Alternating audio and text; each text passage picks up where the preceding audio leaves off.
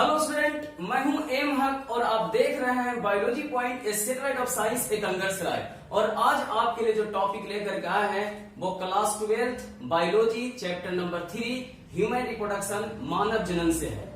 और ये NCERT book का क्वेश्चन है, क्वेश्चन नंबर 20। इसमें कह रहा है कि एक माह में मानव अंडाशय से कितने अंडे मोचित होते हैं। तो इसका आंसर 1 होगा। यदि माता ने समरूप जुड़वा बच्चे को जन्म दिया हो तो आप क्या सोचते हैं कि कितने अंडे मोचित हुए होंगे। चूंकि समरूप बच्चे का जन्म हो रहा है तो इसलिए आइडेंटिकल ट्विंस के केस में भी यहाँ जो एग प्रोड्यूस किए गए होंगे मदर से उसकी संख्या भी 1 है। तो आंसर 1 होगा।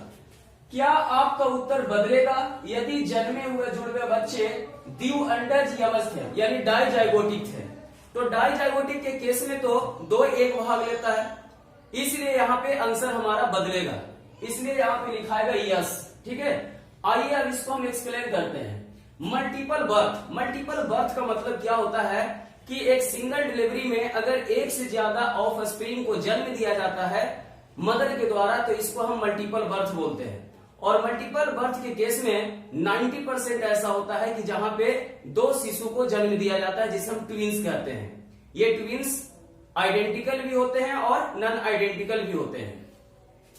तो जो ट्विंस है वो हमारा 2 तरह का होता है, जिसे हम आइडेंटिकल ट्विंस और मोनोजाइगोटिक ट्विंस कहते हैं। और सेकेंड जो है वो फ्रेटर्नल ट्विंस है जिसे हम डाइजाइगोटिक ट्विंस कहते हैं। आइए पहले हम आइडेंटिकल ट्विंस को समझते हैं, मोनोजाइगोटिक ट्विंस को समझते हैं। आइडेंटिकल ट्विंस में एक एग एक स्पर्म के द्वारा फर्टिलाइज होता है, तो यहां एक ही जाइगोट का फॉर्मेशन होगा। अब ये जो जाइगोट देख रहे हैं आप, ये किसी कारण से ये 2 भाग में बट जाता है। उसके बटने से क्या होगा कि 2 ठो फीटस का फॉर्मेशन होगा, 2 ठो ऑफस्प्रिंग का निर्माण होगा। लेकिन यहाँ पे दोनों का जो सेक्स क्रोमोसोम होगा वो सेम होगा, इसलिए फीटस या ऑफ स्प्रिंग या शिशु का जो जेंडर होगा, लिंग जो होगा वो सेम होगा। यानी या तो दोनों मेल होंगे या फिर दोनों फीमेल होंगे। आइडेंटिकल ट्विंस 3 तरह का होता है। 1/3 केस ऐसा होता है जहां पे इमीडिएटली जाइगोट जो है डिवाइड कर जाते हैं। तो इस केस में दोनों का प्लासेंटा जो होता है वो सेपरेट होता है, यानी दोनों जो ऑफस्प्रिंग है वो दोनों के लिए प्लासेंटा अलग अलग होता है। 2/3 ऐसा होता है जहां पे इम्प्लांटेशन के बाद स्प्लिट्स करता है। तो उस केस में एक ही प्लासेंटा होता है लेकिन एमनियन 2 होता है। ठीक है, एक ही प्लासेंटा से दोनों ऑफस्प्रिंग क्या करेंगे, पोषण और उत्सर्जन का कार्य करेंगे। इसे मोनोकोरियोनिक ट्विंस कहा जाता है। और बहुत कम ऐसा केस है जहां पे जो एम्ब्रियोनिक स्टेज है शुरुआत का, उस समय जाकर के वो 2 भाग में डिवाइड करता है।